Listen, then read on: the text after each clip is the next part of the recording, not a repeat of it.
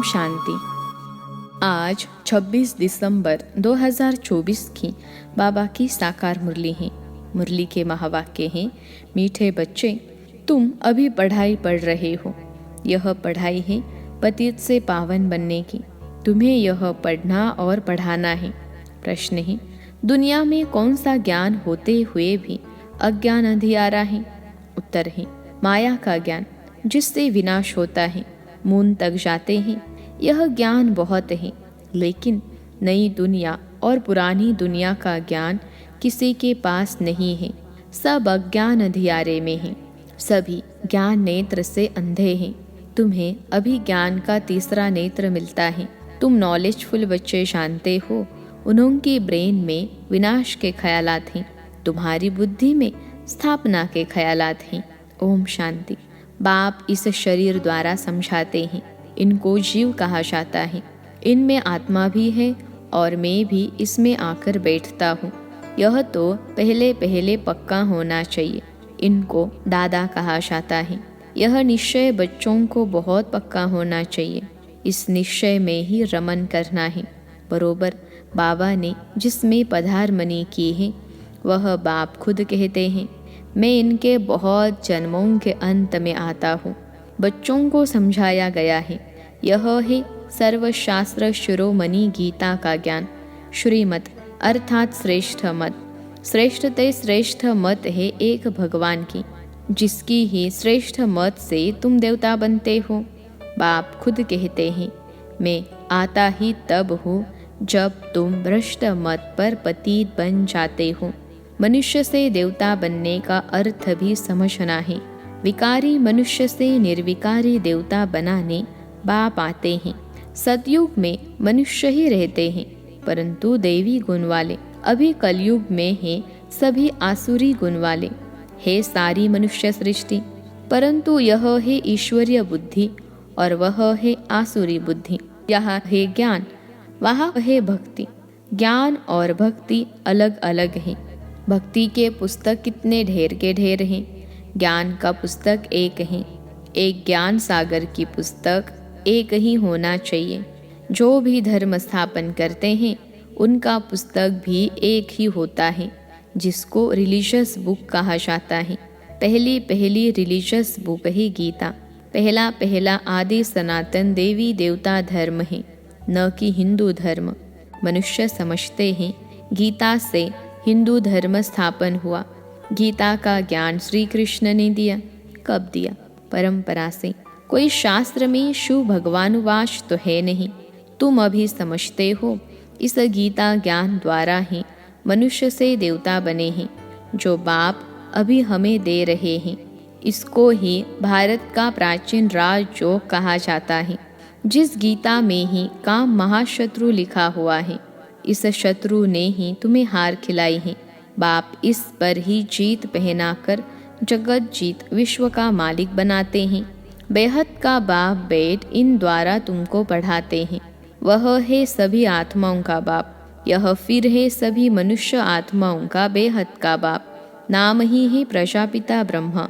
तुम किससे पूछ सकते हो कि ब्रह्मा के बाप का नाम क्या है? तो मूंझ पड़ेंगे। ब्रह्मा विष्णु शंकर, इन तीनों का बाप कोई होगा ना।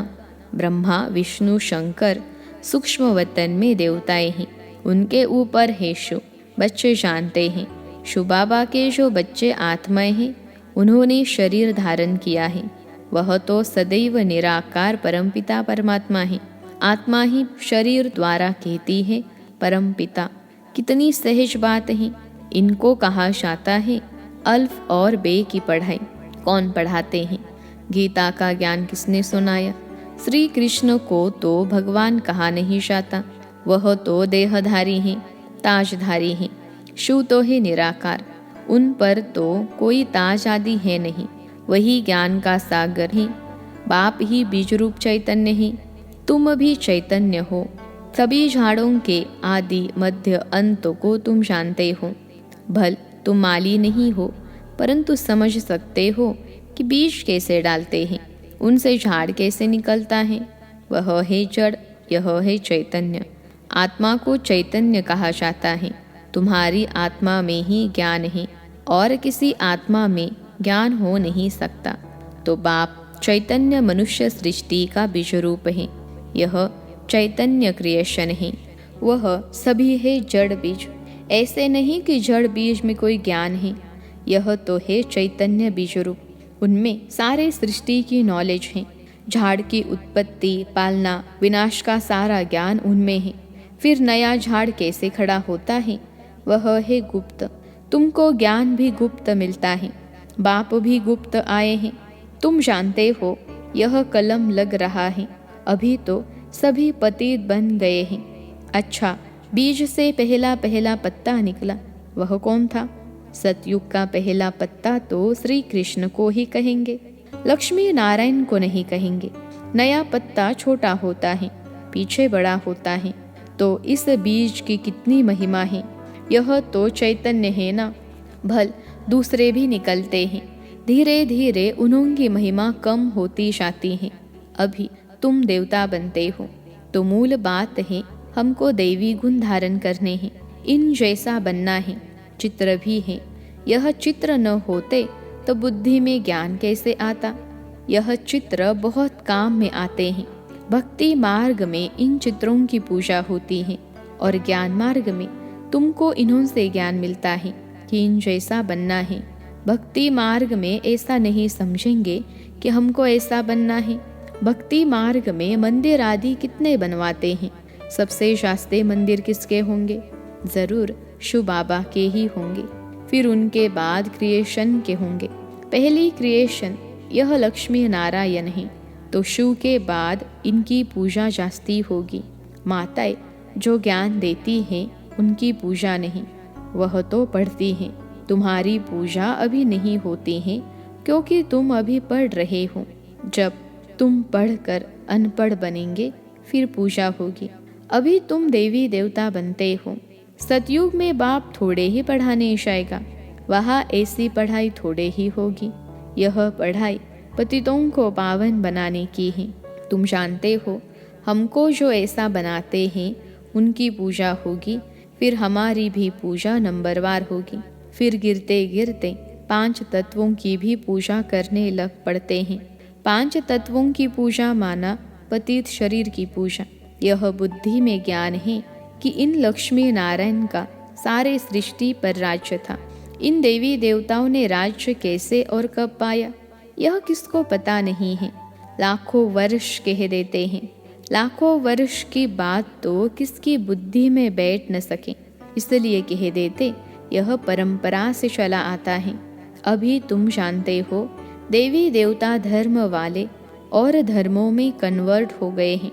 जो भारत में है वह अपने को हिंदू कह देते हैं क्योंकि पतित होने कारण देवी देवता कहना शोभता नहीं। परंतु मनुष्यों में ज्ञान कहा। देवी देवताओं से भी ऊंचा टाइटल अपने पर रखवाते हैं। पावन देवी देवताओं की पूजा करते माथा झुकाते हैं, परंतु अपने को पतित समझते थोड़े ही हैं। भारत में खास कन्याओं को कितना नमन करते हैं, कुमारों को इतना नहीं करते। मेल से ज़्यादा फीमेल को नमन करते हैं क्योंकि इस समय ज्ञान अमृत पहले इन माताओं को मिलता है। बाप इनमें प्रवेश करते हैं। यह भी समझते हो, यह यानी ब्रह्मा बाबा ज्ञान की बड़ी नदी है। ज्ञान नदी भी है, फिर पुरुष भी है। ब्रह्मपुत्रा नदी सबसे बड़ी है, जो कलकत्ता तरफ सागर में जाकर मिलती है। मेला भी वहाँ ही लगता है, परंतु उन्हें यह पता नहीं कि यह आत्मा और परमात्मा का मेला है। वह तो पानी की नदी है जिनका नाम ब्रह्मपुत्रा रखा है। वह तो ब्रह्मा को ईश्वर कह देते हैं, इसलिए ब्रह्मपुत्रा को पावन समझते हैं। पतित पावन वास्तव में गंगा को नहीं कहा जाता है। यहाँ सागर और ब्रह्मा नदी का मेल है। बाप कहते हैं यह फीमेल तो नहीं है जिस द्वारा एडप्शन होती है। यह बहुत गुह्य समझने की बातें हैं जो फिर प्राय लोग हो जानी हैं। फिर बाद में मनुष्य इस आधार पर शास्त्र आदि बनाते हैं। पहले हाथ के लिखे हुए शास्त्र थे, बाद में बड़ी बड़ी मोटी किताबें छपवाई हैं। संस्कृत में श्लोक आदि थे नहीं। यह तो बिल्कुल सहज बात है। मैं इन द्वारा राजयोग सिखलाता हूँ, फिर यह दुनिया ही खलास हो जाएगी, शास्त्र आदि कुछ भी नहीं रहेंगे।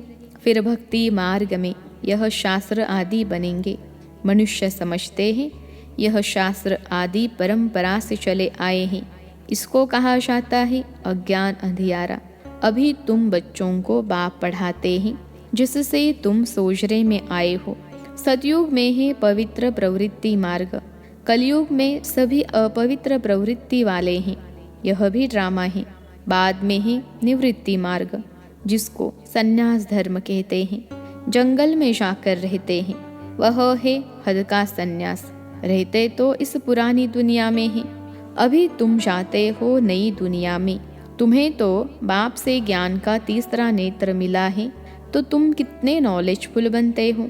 इससे शास्त्रीय नॉलेज होती ही नहीं, वह तो है माया की नॉलेज, जिससे विनाश होता है। वो लोग मून यानी चांद पर जाकर खोज करते हैं। तुम्हारे लिए कोई नई बात नहीं, यह सभी माया का पॉम्प है। बहुत शो करते हैं, अति डीपनेस में जाते हैं कि कुछ कमाल करके दिखाए। बहुत कमाल करने से फिर नुकसान हो जाता है। उन्होंने ब्रेन में विनाश के ही ख्यालात आते हैं, क्या क्या बनाते रहते हैं। बनाने वाले जानते हैं इससे ही विनाश होगा, ट्रायल भी करते रहते हैं। कहते भी हैं 2 बिल्ले लड़े, माखन तीसरा खा गया। कहानी तो छोटी है, परंतु खेल कितना बड़ा है। नाम इन्हों का ही बाला है, इन द्वारा ही विनाश की नोंद है। कोई तो निमित्त बनता है ना। क्रिश्चियन लोग समझते हैं पैराडाइज था, पर हम नहीं थे। इस्लामी बौद्धि भी नहीं थे, फिर भी क्रिश्चियन लोगों की समझ अच्छी है। भारतवासी कहते हैं देवी देवता धर्म लाखों वर्ष पहले था, तो बुद्ध ठहरे ना। बाप भारत में ही आते हैं।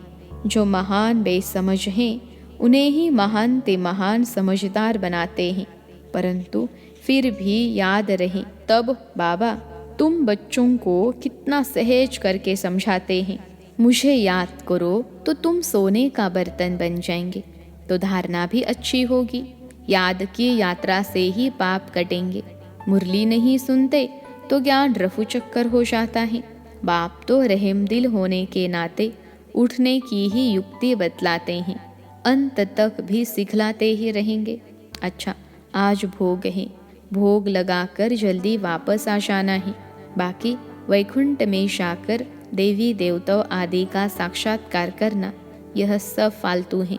इसमें बहुत महीन बुद्धि चाहिए। बाप इस रथ द्वारा कहते हैं मुझे याद करो, मैं ही पतित पावन तुम्हारा बाप हूँ। तुम्ही से खाओ, तुम्ही से बैठो, यह यहाँ के लिए है।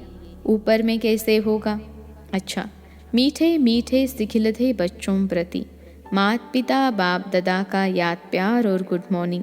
रूहानी बाप की रूहानी बच्चों को नमस्ते।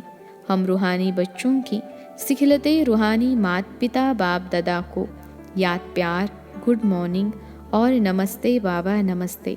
धारणा के लिए मुख्य सार पहली पॉइंट है, बाप इस दादा में प्रवेश हो। हमें मनुष्य से देवता अर्थात विकारी से निर्विकारी बनाने के लिए गीता का ज्ञान सुना रहे हैं। इसी निश्चय से रमन करना है। श्रीमत पर चलकर श्रेष्ठ गुणवान बनना है। दूसरी पॉइंट है, याद की यात्रा से बुद्धि को सोने का बर्तन बनाना है। ज्ञान बुद्धि में सदा बना रहे, उसके लिए मुरली जरूर पढ़नी व सुननी है। आज का वरदान है, अपनी पोजीशन की स्मृति द्वारा माया पर विजय प्राप्त करने वाले निरंतर योगी भव।